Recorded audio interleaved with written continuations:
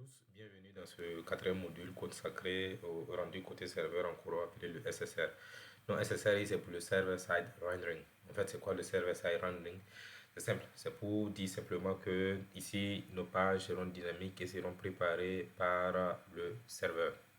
En d'autres termes, euh, nous, clients, voulons manger et là, c'est comme si à chaque fois que vous êtes dans un réseau, avant même que vous passiez votre commande, le serveur a déjà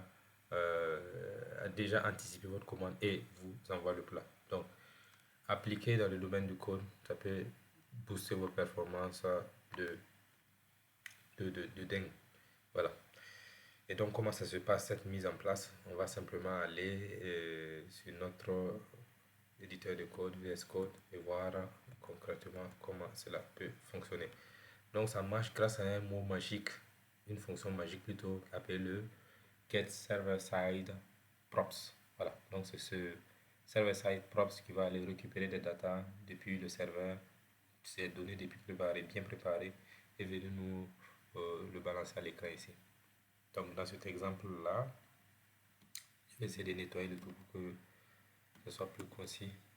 Voilà, donc on a un truc comme ça. Bon, on n'a plus besoin d'importer React from React depuis une certaine version de React, donc je peux facilement supprimer ça. Voilà, donc rapidement, dynamic page d'attaque prend paramètre data qui va être récupéré depuis la fonction get server side props. Voilà, donc en H1 page dynamique avec SSR, bam, on va récupérer nos data depuis une API ou voilà, depuis le serveur grâce à cette fonction get server side props et l'afficher simplement. Voilà, donc en d'autres termes, voici ce que c'est que le euh, server-side rendering.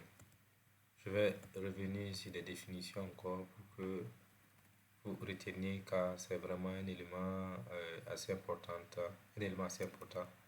dans, dans Next.js. C'est l'un des piliers en quelque sorte de Next.js. Voilà. Donc, comme je vous le rappelle, après le rendu côté serveur signifie simplement que lorsque quelqu'un demande une page, elle est générée du côté serveur.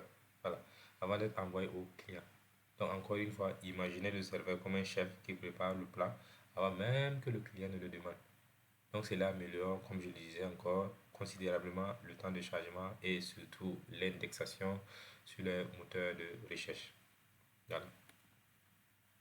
C'est encore pour la définition et j'espère que vous avez compris. Si tel est le cas, on va passer à la suite.